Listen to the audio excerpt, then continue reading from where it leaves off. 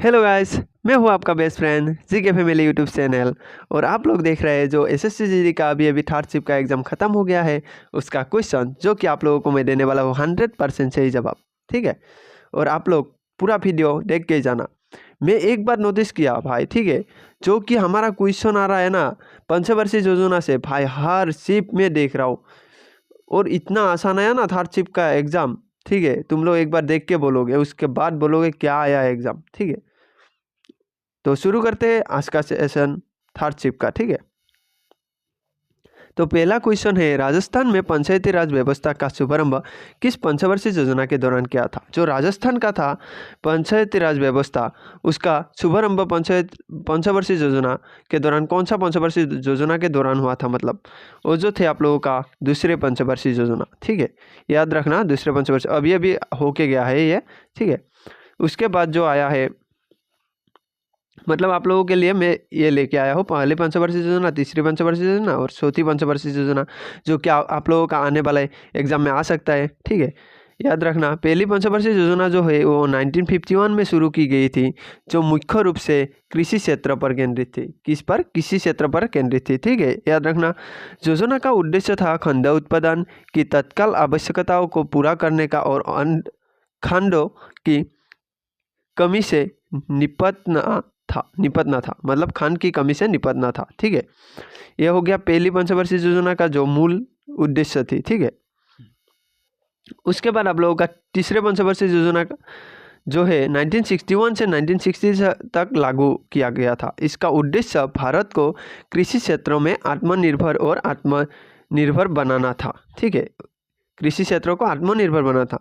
यह योजना भारत चीन युद्ध 1962, भारत चीन युद्ध यह याद रखना 1962 और भारत पाक युद्ध 1965 के कारण चुनौतियों का सामना कर रही थी। यह योजना मतलब तीसरे योजना इस दोनों युद्धों के कारण मतलब चुनौतियों पे थी। ठीक है, चुनौतियों का सामना कर रही थी, ये याद रखना 1962 जो चीन का युद्ध था और पाक युद्ध था 1965। ठीक है, उसके बाद जो आप लोगों का है चौथी पंचवर्षीय योजना, वो आप लोगों का 1969 से 1974 के बीच क्रियान्वयन किया गया था, मतलब बनाया गया था। इसका उद्देश्य स्थिरता के साथ विकास और आत्मनिर्भर का प्रगतिशील उपलब्धि थी। ठीक है, याद रखना 1969 से 1974। योजना ने हरित क्रांति और औद्योगिक उत्पादन में सुधार पर महत्व दिया था। हरित क्रांति कब आरंभ हुआ था वो आप लोगों को याद रखना है, चौथी पंचवर्षीय योजना। इसके साथ मैं आप लोगों को और एक बता देता हूँ, जो कि आप लोगों का दूसरा पंचवर्षीय योजना जो थे 1957 से शुरू हुआ था। ठीक है, याद रखना।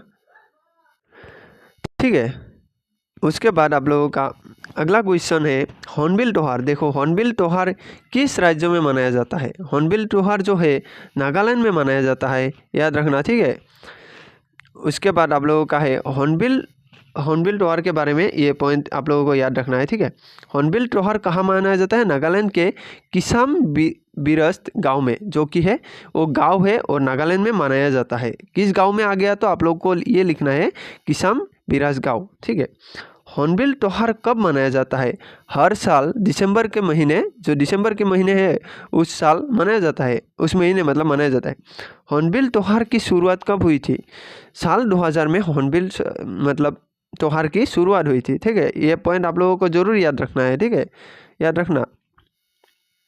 उसके बाद आप लोगों का अगला क्वेश्चन है भारतीय संविधान की 8वीं अनुसूची से संबंधित है, मतलब भारतीय संविधान 8वीं अनुसूची से संबंधित है आधिकारिक भारतीय भाषाओं से। जो आधिकारिक भाषा भारतीय भाषा है ना, उससे संबंधित है भारतीय संविधान 8वीं। ठीक है, इसमें मूलतः 14 भाषाओं की सूचीबद्ध किया गया था, मतलब वो जो है ना भारतीय संविधान 8वीं अनुसूची भाषाओं की सूचीबद्ध किया गया था, 14 भाषाओं की सूचीबद्ध किया गया था, लेकिन अभी याद रखना है 22 भाषाओं की शामिल किया गया है।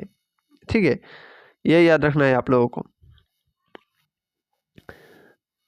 अगला क्वेश्चन, नर्मदा बचाओ आंदोलन निम्नलिखित में से किस बांध के निर्माण के खिलाफ था? नर्मदा बचाओ आंदोलन निम्नलिखित में से किस बांध के निर्माण के खिलाफ था? ठीक है, वो है आप लोगों का सरदार सरोवर बांध। ठीक है, उस इसका सही जवाब होगा सरदार सरोवर बांध। ठीक है, सरदार सरोवर बांध जो है आप लोगों का गुजरात में सरदार सरोवर बांध नर्मदा नदी पर सबसे बड़ी बांध में से एक है। आप लोगों का अभी क्वेश्चन बन सकता है, याद रखना नर्मदा नदी पर सबसे बड़ा बांध कौन सा है, सरदार सरोवर बांध है। ठीक है, में से एक है और नर्मदा बचाओ आंदोलन का पहली केंद्र बिंदु में से एक था। जो ये सरदार सरोवर बांध था वो नर्मदा बचाओ आंदोलन का पहली केंद्र बिंदु था। ठीक है, नर्मदा बचाओ आंदोलन सबसे शक्तिशाली जन आंदोलन है। नर्मदा बचाओ आंदोलन जो है सबसे शक्तिशाली है, जो नर्मदा नदी पर एक विशाल बांध के निर्माण के विरुद्ध 1985 में शुरू किया था। और जो सरदार सरोवर बांध कब शुरू किया गया था, 1985 को। ठीक है, इसका शुरुआत मेधा पाटकर और बाबा अमेट ने की थी। ये भी याद रखना है आप लोगों को, मेधा पाटकर और बाबा अमेट ने की थी। अभी आप लोगों को, ठीक है, अभी आप लोगों को मेरे वीडियो ना अच्छा लगा कि नहीं आप लोगों को कमेंट करना है। ठीक है, और यार साथ में तुम्हारे भाई होने के नाते यार एक लाइक यार शेयर और सब्सक्राइब करना मत भूलना। ठीक है यार, तो आज के लिए इतना ही, बाय बाय।